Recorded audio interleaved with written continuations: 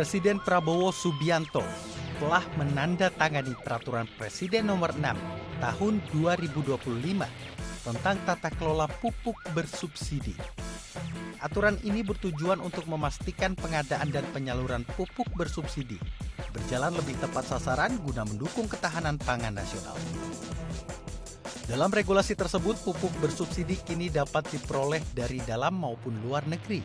Namun, impornya hanya dilakukan jika produksi dalam negeri tidak mencukupi.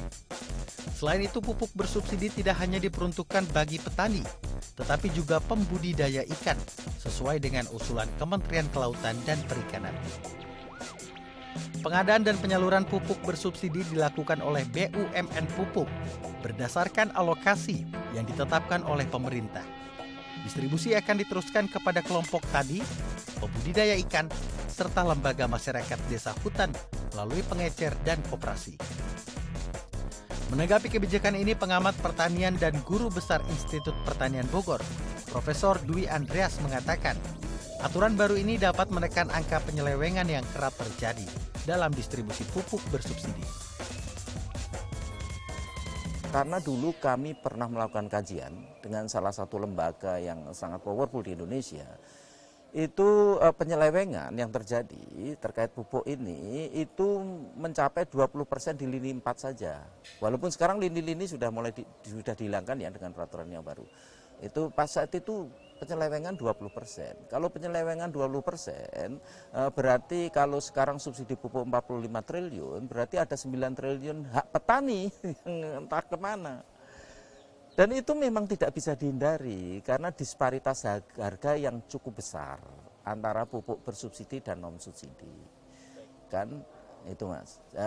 Sekarang aja sebagai contoh ya, pupuk bersubsidi itu kan harganya ya sekitar 2.300-an ya. Pupuk non subsidi ini kan di atas 8.000 per kilonya. Jauh. Ada di atas 5.000 kan?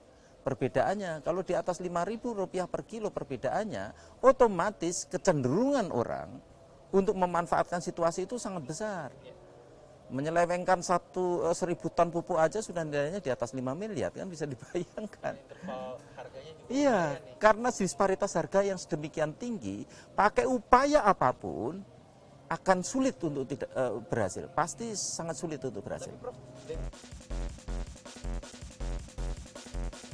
Ia menambahkan subsidi langsung berupa uang tunai akan membangkitkan pasar penjualan pupuk non-subsidi karena petani bisa langsung membeli pupuk dengan uang bersubsidi tersebut dan pola ini akan mempersempit potensi penyelewengan dana.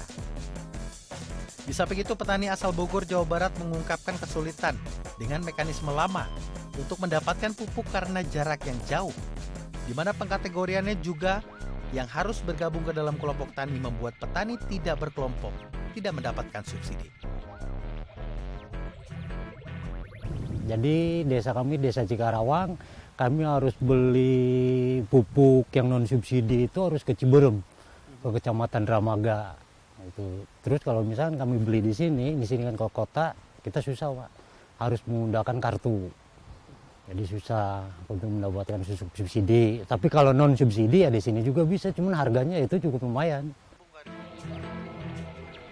Keterbatasan pupuk tidak membuat para petani yang tergabung dalam Asosiasi Bank Benih dan Teknologi Tani Indonesia berdiam diri. Mereka membuat pupuk secara mandiri menggunakan metode pupuk organik cair sebagai solusi utama menjalankan proses pertanian. Kami itu ada beberapa produk, bukan hanya buat ini ya, penyubur, buat hama juga ada, kemudian buat fungisida sama pestisida. Jadi ada 1, 2, 3, 4 produk. Satu untuk penyubur, yang kedua untuk pestisida, fungisida, yang terakhir itu gabungan dari fungisida dan pestisida. Jadi kedua produk campuran dari kedua produk dalam satu kemasan. Mendorong kelestarian dengan pilihan produk organik juga menjadi kunci utama dalam menjalankan pertanian sehat dan ramah lingkungan. Kita kan bergerak di bidang pertanian, jadi otomatis kan kita berhubungan dengan mikroorganisme. Karena itu kan karena yang berhubungan dengan mikroorganisme kan pupuk hayati, jadi kita ya produknya pupuk itu. Lebih bagus untuk ekosistem juga. Ya, dan kita juga bisa meneliti kedepannya bagaimana untuk perkembangannya untuk kedepannya. Hal ini juga dirasakan Putra Giono yang mendambakan pendistribusian pupuk tepat sehingga dapat menyehatkan pasar pupuk di Indonesia. Reformasi ya, awal-awal reformasi kan pupuk masih gampang di setiap toko, asal orang butuh pupuk pasti ada gitu, nggak perlu macam-macam, intinya kayak beli beras aja ada gitu. Tapi ya kalau itu wacana dari pemerintah memang ada lagi, ya bagus-bagus juga sih, cuma kalau udah terlanjur organik mungkin dia nggak begitu butuh-butuh banget juga. Melalui Peraturan Presiden Nomor 6 Tahun 2025, sejumlah petani berharap pemerintah memastikan bahwa sistem informasi pupuk bersubsidi yang dikembangkan akan digunakan untuk mendata penerimaan subsidi, merencanakan alokasi, serta melakukan pemantauan dan evaluasi distribusi pupuk.